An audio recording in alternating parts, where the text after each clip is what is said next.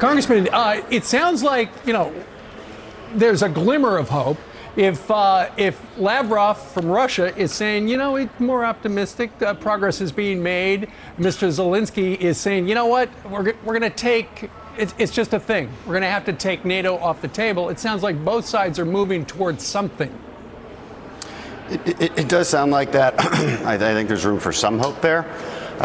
It's disappointing, but it's also unsurprising that Zelensky may move in that direction, because he's probably wondering what alliances have done for him in the past, and right. Clearly nothing. And this gets to, I think, his address to the Congress here coming up shortly, which is, of course, he's going to ask for more. He's going to ask for things that we as Americans are not willing to do, like a no-fly zone, because that brings us into direct conflict with Russia. But he will probably also ask for things that are perfectly reasonable. Like air defense systems, missile defense systems. I'm sure he's very disappointed that Joe Biden completely botched the deal with that Poland offered with providing MiGs to the Ukraine. That would have been, I think, right up into the point necessary to provide Ukraine with what they need without actually provoking Russia into a full-on war with NATO. And I think the Congress should listen to those kind of demands. Well, they're also, I understand that they could provide some of those Turkish drones. I heard they've been extremely effective, and more than just the soldier-fired Stingers. You mentioned those sophisticated weapon systems. You have a better idea than most. How hard is it to ship something like that in with the supply lines as you know them to be currently? Well, look, I'm not on the ground. I don't have that information exactly. It's hard, but it's doable, I think is the answer. We've been doing it consistently for months now. Other European countries have been doing it consistently for months. It is a matter of will. And the excuse is often, well, Putin said it would provoke him. I don't care what Putin says. I didn't realize Putin was our national security advisor. I'm so tired of hearing that. And of course he's going to bully you into not doing that. How do we not know his formula by now? Right? He goes outside the bounds of norms, and then he claims victimization when people react, and then he uses that victimization to pursue more aggression. This is how Putin acts, and we have to stop falling for it. I don't care if he thinks it's provocation. It's interesting. Yesterday, Brian and I got into a discussion on the couch. We had two different positions. That's what makes this show great, that we can do that and still be friends. Twitter was trying to make us be enemies after that. I think what's interesting to me politically, and you're a politician on the ground speaking to constituents every day, I think within the base of the Republican Party, maybe not at the political level or at the elite level, but among the base, I do think there is a discussion about the role of America, about the way we lost our last two wars, about the exit from Afghanistan, about whether we should do provocative things with this particular administration, which is so incompetent at the head of it. I think that's a really healthy discussion that we're having, and I believe it's happening on the Republican side. Interestingly to me, the Democrats are united in a different way, and anything that gives a different perspective to, say, your position, Congressman, people are being called Putin, supporters, or they're traitorous. I mean, my Twitter is full of that.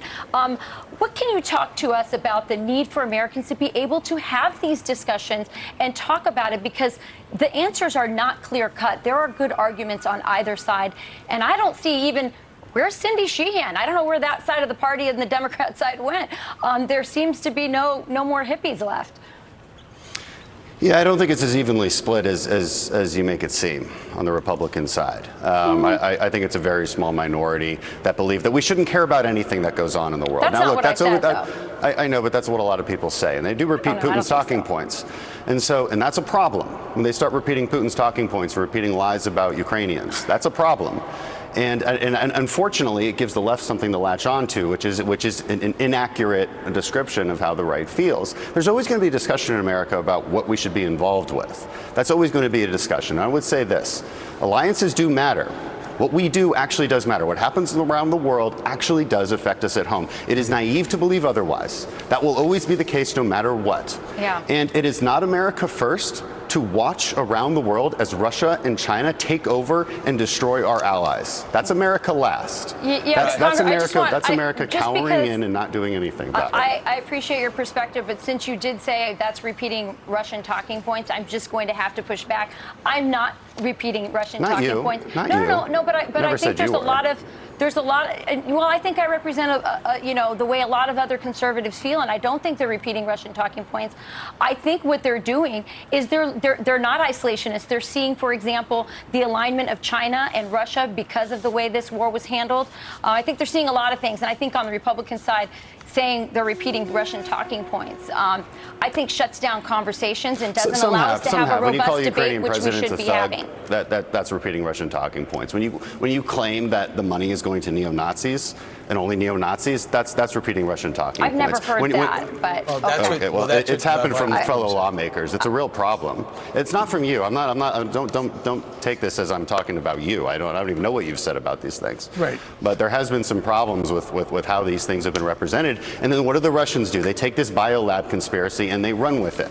If you actually analyze social media, that wasn't a story for Russians until people here domestically started making that a conspiracy. All right, that's a problem. Right. It is a problem. Another problem is the high cost of gas. And as you know, Congressman, being from Texas particularly, where a lot of refineries and oil rigs are, our prices have been going up since day one of the Biden administration. It went up $1 before, Putin stepped into Ukraine, but nonetheless, they're blaming it all on Putin. Pete Buttigieg says that Putin is to blame in part, but also we need to rethink how we drive our cars and heat our homes. Here's a soundbite from yesterday. Listen to this.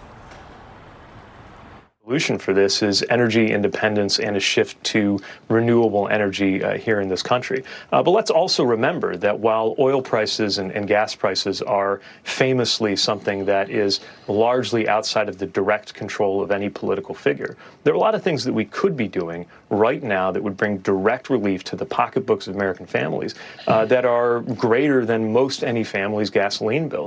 But you know what? The President of the United States on day one took direct control and did things that made gas more expensive from day one, Congressman. Yeah, look, I don't think anybody believes these talking points that the administration has been putting out. Everybody's been watching the price of gas. It's one of those prices that everybody seems to know about, right? It's plastered on the front of every gas station that we drive past. So you can't trick us on this one, and you certainly can't trick the American people into believing that. Look, if you would just buy a Tesla and spend $25,000 putting solar panels on your home, then you'd be fine. What's wrong with you? Stop complaining. In 20 years, it'll be fine once we've made the transition.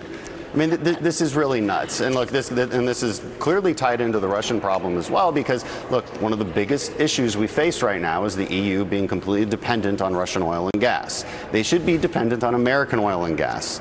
Again, so our leadership would have prevented this crisis from happening in the first place, but we failed to show that leadership, and now they're trying to switch up the game here and sell you false talking points. Right. A couple of things that people are looking at. And, it's interesting the Europeans are saying that. I'm listening to Boris Johnson say we never should have gotten this deep into a business deal when it came to our energy with Russia. I think there's a mad scramble. That's why he went to Saudi Arabia, to try to get things going immediately. They actually let him in. They didn't answer. They didn't pick up the phone for our president, which I find a national embarrassment. But as you look right now at the polls, the presidential poll in particular, the Wall Street Journal did a poll, and it looks like 60+% of the country think we're on the wrong track, and only 19% think the president's going to run again. As you get set for the midterms, what's the feeling on the ground in Texas? Well, we just had our primaries, and we feel pretty good about it. Look, the way to win a general election is to elect good people in the primaries. And we did that in Texas. We have 3 new members that are, I think, really going to be really great. Wesley Hunt, Morgan Luttrell, and Monica de la Cruz. Monica de la Cruz will have a tough general, but I think she's going to crush it. So, that's how you win the rest of the map. Now, redistricting has hurt Republicans overall. If you look at blue states, they went to an extreme efforts to gerrymander. To gerrymander and get Republicans out of there. So that will, I think, dent some of our gains. But look, I think we're still going to win. But look, get out and vote in the primaries. Vote for good, sensible candidates that are conservative and that can win.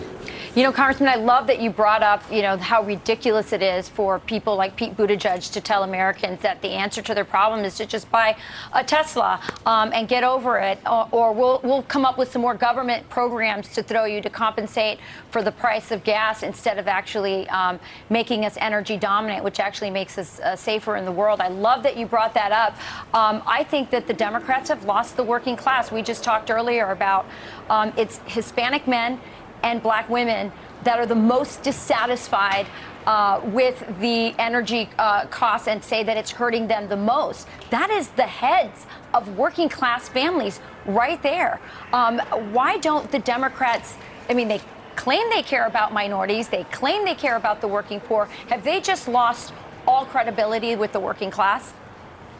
I hope so, because they deserve it. I think what they really care about is an ideology of wokeism. And part of that ideology of wokeism is largely centered around environmentalism.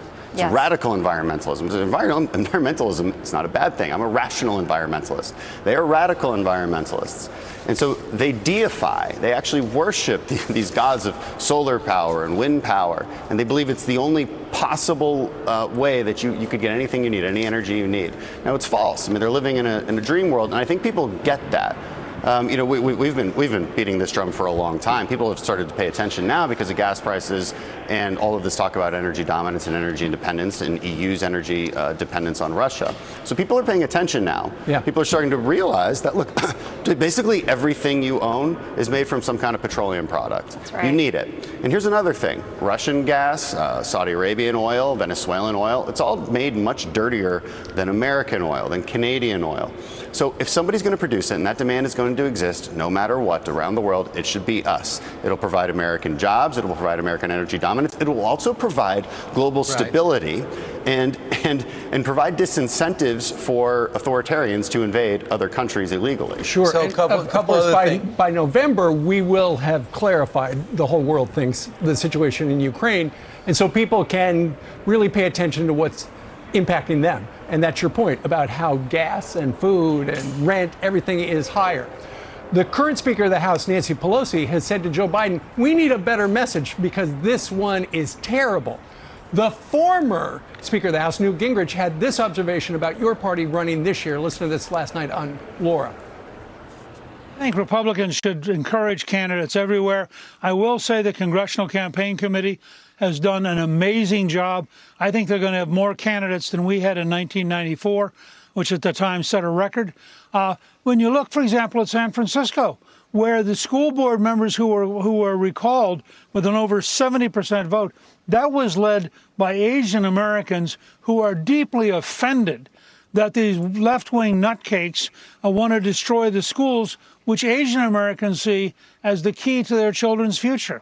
When you look at, for example, Hispanic Americans, they're patriotic, they are pro-life, they are for the work ethic, they believe in take-home pay, they are anti-crime, and they look at a Democratic Party which increasingly looks crazy.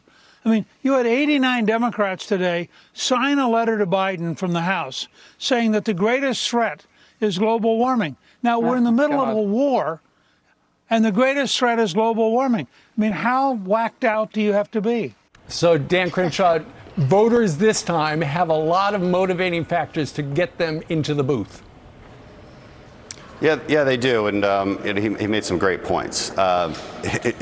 Democrats have made a habit of trying to pander to identity, and as a result, they've lost a lot of Hispanic support. You've seen the numbers on this. Hispanic Americans generally just want to be referred to as Americans. They don't want to be called Latinx. All right, that's not a word. I think there's 2% of Latinos that actually identify with that word or even know what it means. It's just the basics. Just treat people like people.